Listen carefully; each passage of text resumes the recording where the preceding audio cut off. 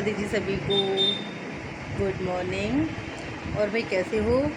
दिन की शुरुआत के साथ साथ राधे राधे में। तो भाई हो गई है दिन की शुरुआत। चलो भाई, मेरी काफ़ी वीडियो देख देख के मेरे कस्टमर जो हैं वो भी परेशान हो गए हैं। बोल रहे हैं कि आजकल बस वीडियो बनाने में लगी हुई हूँ, हमारा कोई काम करके नहीं दे रही हो। आपको तो पता है कि मैं सिलाई का काम भी करती हूँ। तो भाई कस्टमर भी परेशान हो गए हैं। तो चलो आज भाई उनकी नाराज़गी को भी दूर कर देती हूँ। तो कस्टमरों के काफ़ी सारे सूट पड़े हुए हैं, तो आज सबसे पहले इनकी कटिंग कर लेती हूँ। तो ये देखो, सबसे पहले नंबर का है एक सूट, ये 2 सूट और 3 सूट तो वहाँ सिलाई मशीन पर रखे हुए हैं पहले से ही। तो पहले सबसे पहले इनकी कटिंग कर लूँ, फिर इसके बाद इनकी सिलाई कर लूँ। तो भाई काम सब ज़रूरी होते हैं। और भाई आप लोग बताना कि आपको मेरा ये सिलाई का काम कैसा लगता है। काफ़ी लोगों को बोलते हैं कि आप बढ़िया काम करती हो, बढ़िया सिलाई करती हो। और कुल मिला के ये देखो, मेरा एक अर्निंग का स्रोत भी है कि जिससे मैं कुछ कमा लेती हूँ, अपने घर के खर्चे चला लेती हूँ, बच्चों के लिए कुछ खर्च कर लेती हूँ। तो भाई मैं तो यही समझती हूँ कि अगर किसी महिला को कोई काम आता हो तो उसे ज़रूर करना चाहिए। काम में कोई शर्म नहीं करनी चाहिए। मुझे अपनी सिलाई के काम में ज़रा भी शर्म नहीं आती। मुझे तो बहुत अच्छा लगता है सिलाई का काम करना। ये देखो पीछे लेस वेस कैसी फैली हुई पड़ी हुई है।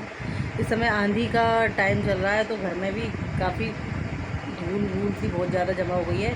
तो सबसे पहले तो मैं अब इन सिलाई के कपड़ों की कटिंग करके रख देती हूँ। इसके बाद करूँगी मैं घर का काम।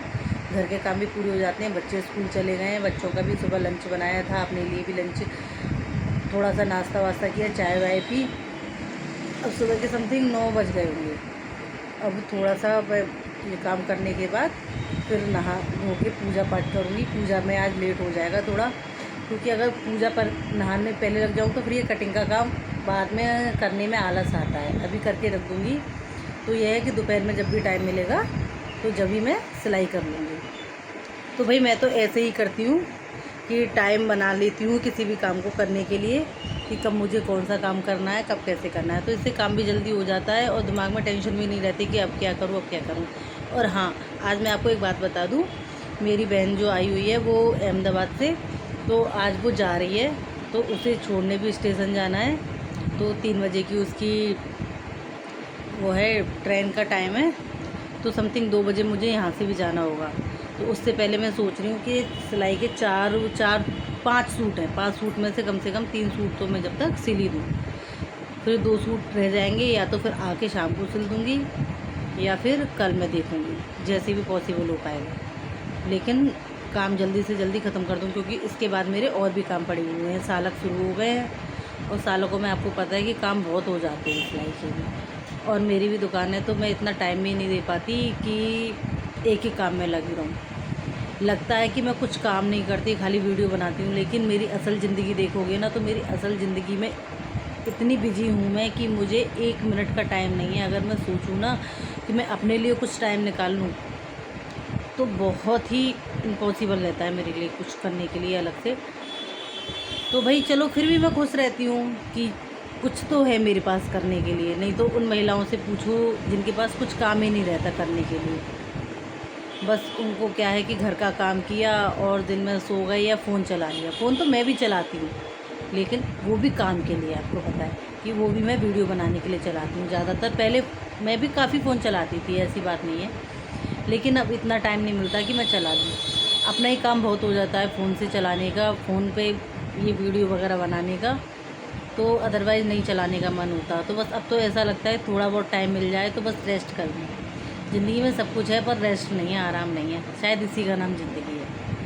तो भाई मेरे संग तो ऐसा होता है। आपके संग क्या क्या होता है, आप मुझे बताना ज़रूर। और देखो, ये वाला सूट जो मैंने पहना हुआ है, ये भी मैंने ही सिलाया है। डेली में कॉटन के कपड़े सही रहते हैं। तो भाई मैं तो अपने कपड़े अपने आप ही सिल लेती हूँ। आप में से भी किस किस को आता है स्टिचिंग करना, तो बताना मुझे तो बचपन से ही, बहुत बचपन तो नहीं कह सकती, लेकिन मैं जब से 10 साल या 11 साल की होंगी तब से मुझे बहुत शौक़ था। मुझे कुछ नहीं आता था, तो मैं सुई धागे से कपड़े वैसे ही कटिंग कर करके गुड़िया के लिए कपड़े बनाती थी। लेकिन ये शौक़ मेरा इतना बढ़ गया कि अब मुझे अच्छे अच्छे डिज़ाइनर कपड़े बनाना अच्छा लगता है। तो भाई अपने शौक़ को कभी मत मारिए, जो भी हो करते रहिए, कैसे भी हो करते रहिए, कामयाबी एक ना एक दिन ज़रूर मिलेगी आपको। तो इसी के साथ साथ ही राधे राधे, जय श्री कृष्णा, जय श्री श्याम। ब्लॉग अच्छा लगा हो तो प्लीज़ कमेंट कर देना, लाइक कर देना और शेयर भी कर दिया करो कभी कभी तो भाई। राधे राधे।